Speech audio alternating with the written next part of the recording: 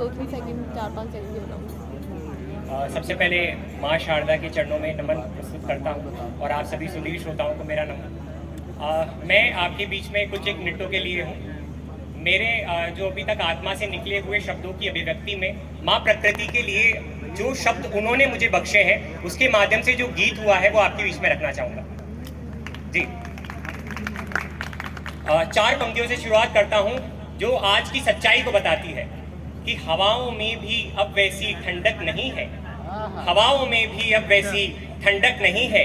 क्या ताज़ा सांस लेना भी हमारा हक नहीं है? क्या ताज़ा सांस लेना भी हमारा हक नहीं है? और तुम जो चिमनियों से इस फिजा में राख बरते हो, तुम जो चिमनियों से इस फिजा में राख बरते हो, ये दुनिया स्वर्ग है साहिब, कोई दोजख नहीं है। दुनिया स्वर्ग है साहिब, कोई दोजख नहीं है। तो गीत की तरफ बढ़ता हूँ, जुड़िएगा कि कुछ तो शेष बचा रहने दो, कुछ तो शेष बचा रहने दो। क्या क्या हमने खोया है, क्या क्या इस मानवता को इसकी प्रोग्रेस की अंधी दौड़ में हमने हमारी माँ प्रकृति की जो चादर है उसको हमने किस प्रकार से कतर दिया है, ये इन शब्दों में मैं अभिव्यक्त करना चाहूंगा कि कुछ तो शेष बचा रहने दो। क्या क्या छूटा? कलियों ने मुस्काना छोड़ा, कोयल ने चहचाना छोड़ा। एक एक पंक्ति को अनुभव कीजिएगा। कलियों ने मुस्काना छोड़ा, कोयल ने चहचाना छोड़ा, और पंखों से आंगन को रंगने तितली ने घर आना छोड़ा। पंखों से आंगन को रंगने तितली ने घर आना छोड़ा। मेरी श्रद्धा के जल से सींचे, मेरी श्रद्धा के जल से सींचे, पीपल को मुक्त खड़ा रहने दो, कुछ तो शेष बचा रहने दो, कुछ तो शेष बचा रहने दो। बीते 10-15 दिनों पहले मैं बनारस गया था, या मैं क्या गया था, मेरी क्या हिम्मत है, बाबा ने मुझे इस लायक समझा, ये मैं अपना सौभाग्य मानता हूँ। तो जब कभी भी गंगा माँ के किनारे बैठा हूँ, तो जब मैं नाव में बैठा मैंने देखा कि बहुत सारी गंदगी वहाँ हो रही थी, प्लास्टिक की बॉटल्स उसमें गिरी हुई थी।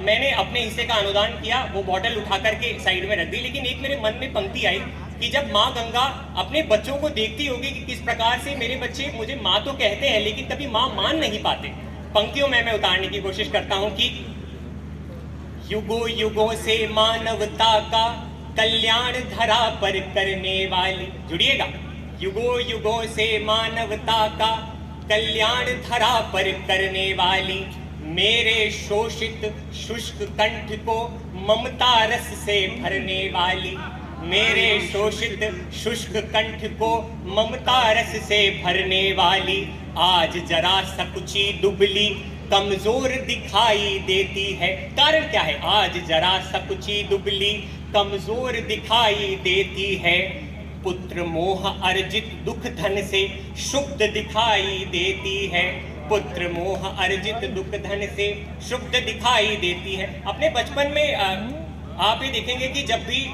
पिताजी हम पर कोप करते थे या माता का जब हम कुछ अपराध करते थे, हम बड़ी नादानी करते थे, तो मैया परेशान हो जाती थी और माँ हमको डराती थी कि अगर तू ऐसे करेगा तो मैं शाम को जब पापा आएंगे तो उनसे जाकर के तेरी शिकायत करूंगी।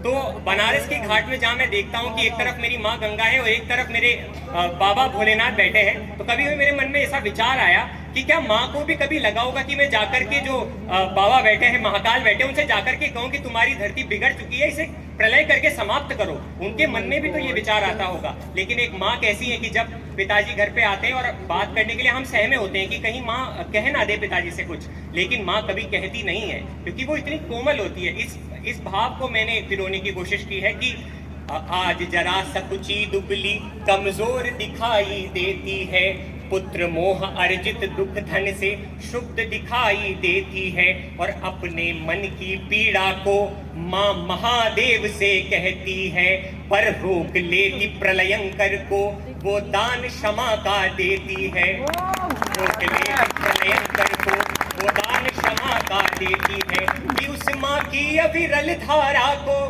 गंगा माँ की अविरल धारा को सदा यूं ही निर्मल बहने दो, कुछ तो शेष बचा रहने दो, कुछ तो शेष बचा रहने दो। अंतिम बंद, कि जब जब मानवता स्वार्थ में अंधी होकर चलती है, ईश्वर रचित मानव मूल्यों को पैरों तले कुचलती है, तब तब विनाश का सर्वनाश का उदय दिखाई देता है, तब तब मानवता की पीड़ा का शब्द सुनाई देता है।